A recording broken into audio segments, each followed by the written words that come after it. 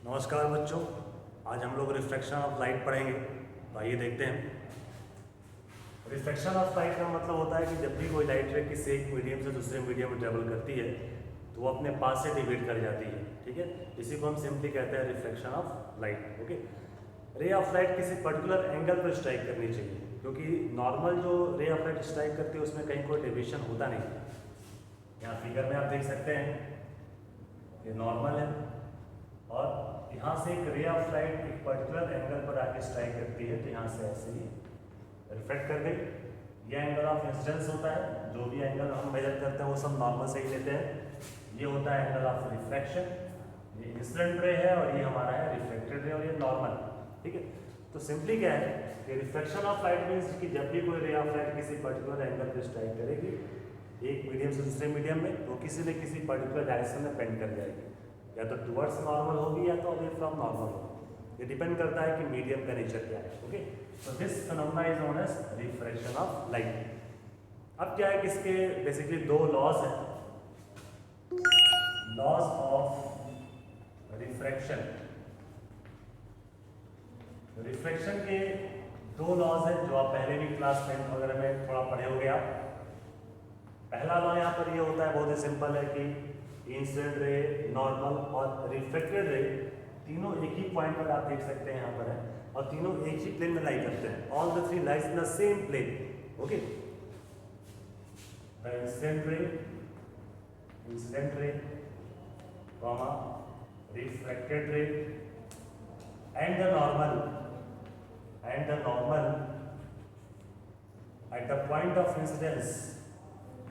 at the point of incidence lies in the same plane,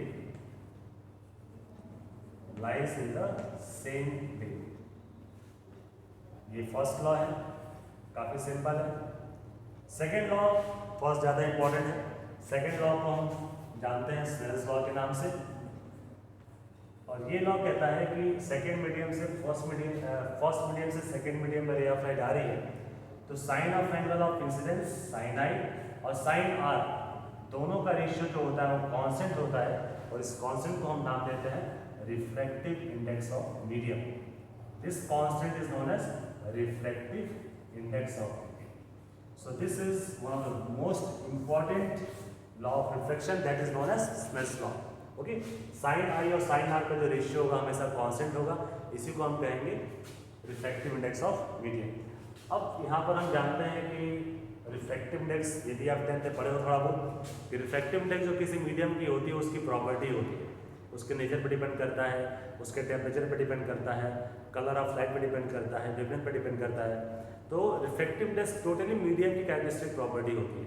medium change करेंगे, refractive index की value change कर जाएगी। Okay, अब थोड़ा समझते हैं हम लोग, देखते हैं कि रिफ्रैक्टिव इंडेक्स होता क्या है। तो रिफ्रैक्टिव इंडेक्स हम पहले डिफाइन करते हैं absolute refractive index. Absolute refractive index, absolute refractive index जो होता है वो दो रिफ्रैक्टिव इंडेक्स, दो स्पीड्स का रेशियो होता है।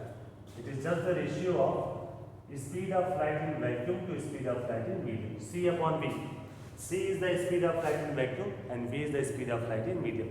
दोनों ही स्पीड्स का रेशियो जो होता है इसी को हम कहते हैं absolute refractive index. Actually absolute refractive index जो होता है ये हमें बताता है कि जब भी लाइट रेज वैक्यूम के रिस्पेक्ट में किसी और मीडियम में ट्रेवल करती है तो उस मीडियम में उसकी स्पीड कितने टाइम्स डिक्रीज करती है। देखिए, किसी मीडियम में स्पीड ऑफ लाइट की जो स्पीड होगी, लाइट की speed, it is just equal to c/n, यानी कि उस मीडियम में लाइट की स्पीड जो होती है वो n टाइम्स डिक्रीज कर जाती है। Okay, so this is the importance of absolute refractive index.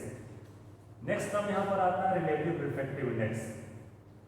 Relative refractive index, तो रिलेटिव रिफ्रैक्टिव इंडेक्स जो होता है ये बेसिकली दो रिफ्रैक्टिव इंडेक्स का रेशियो भी होता है और दो मीडियम्स की स्पीड का रेशियो होता है। वैक्यूम नहीं, दो मीडियम्स की स्पीड का रेशियो। ठीक है, और जैसे स्नेल्स लॉ में लिखा गया है sine I by sine R equals to n, इसी को लिखते हैं 1 and 2 means refractive index of second with respect to first. ये पढ़ते हैं refractive index of second with respect to first. Okay, तो यहाँ पर अगर बात की जाए रिलेटिव रिफ्रैक्टिव इंडेक्स की, refractive index of second with respect to first, जिसका फॉर्मूला होता है refractive index of second divided by refractive index of first, and 2/n1। और N2 का फॉर्मूला हम इस बेस पर लिख सकते हैं, एब्सोल्यूट के बेस पर, C/V। तो N2 का मतलब हो गया speed in vacuum upon speed in medium second. N1 का मतलब हो गया speed in vacuum upon speed in medium first. Divide करेंगे तो 1 N2 की वैल्यू आपको मिलेगी V1 अपॉन V2, यानी कि absolute sorry relative refractive index जो होता है वो दो मीडियम्स की स्पीड का रेशियो है, फर्स्ट मीडियम का स्पीड और सेकेंड मीडियम का स्पीड। ओके, और दो रिफ्रैक्टिव इंडेक्स का ratio second medium divide by first medium. ठीक, इसको हम कहते हैं रिलेटिव रिफ्रैक्टिव इंडेक्स। तो रिलेटिव रिफ्रैक्टिव इंडेक्स दो मीडियम्स की स्पीड को कंपेयर करता है और एब्सोल्यूट रिफ्रैक्टिव इंडेक्स किसी मीडियम की स्पीड को कंपेयर करता है विद रिस्पेक्ट टू वैक्यूम, कि वैक्यूम में जो स्पीड थी उसके रिस्पेक्ट में हमारे मीडियम में जो लाइट की स्पीड है वो कितने टाइम्स डिक्रीज कर रही है। डिक्रीज ही करनी है क्योंकि कोई मीडियम वैक्यूम तक परफेक्ट होता नहीं है। Okay, so this is the concept of refractive index and Snell's law. Refractive index totally medium की प्रॉपर्टी होती है जो मीडियम के नेचर पर डिपेंड करती है, wavelength of colour of light पर डिपेंड करेगी, टेम्परेचर पर डिपेंड करेगी। ठीक है, जैसे ही मीडियम चेंज होगा स्पीड चेंज कर जाएगी और रिफ्रैक्टिव इंडेक्स की वजह से रिफ्लेक्शन होता है। अलग अलग मीडियम्स का रिफ्रैक्टिव इंडेक्स अलग अलग होता है, इस वजह से जब भी लाइट रेस किसी एक मीडियम से दूसरे मीडियम में ट्रेवल करती है तो उसकी स्पीड चेंज कर जाती है और स्पीड के चेंज करने की वजह से ही लाइट रेस या तो टुवर्ड्स नॉर्मल बेंड करेगी या away from normal. So cause of reflection is basically we can say the change in speed of light due to change in refractive index. अगर रिफ्रैक्टिव इंडेक्स में कोई change ना हो तो रिफ्लेक्शन होगा ही नहीं। ओके, तो नेक्स्ट टॉपिक में हम जानते हैं, आइए देखते हैं कि what is the basic cause of refraction. Okay,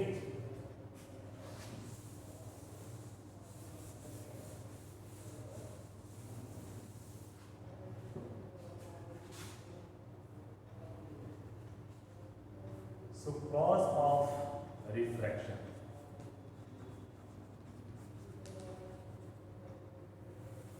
जैसा कि हम जानते हैं कि refractive index of second with respect to first equals to sin I by sin R।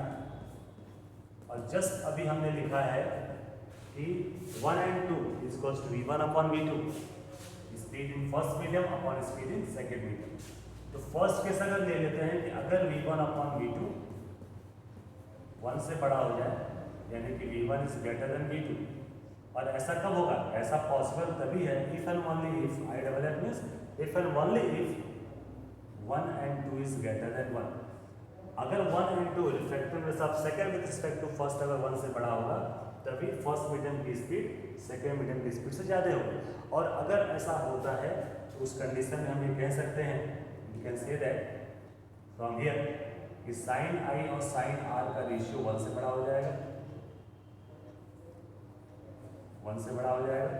इसका मतलब ये हो गया कि sin I sin R से sin I is greater then sin R, यानी कि angle of incidence angle of reflection से बड़ा है। मतलब कि जब भी रे ऑफ लाइट पास करेगी तो आई आर से बड़ा होने का मतलब कि ray of light towards normal bend करेगी, तभी आर आई से छोटा हो सकता है।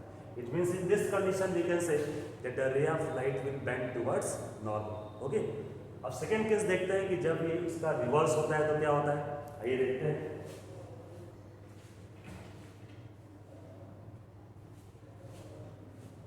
तो इसका सेकेंड केस में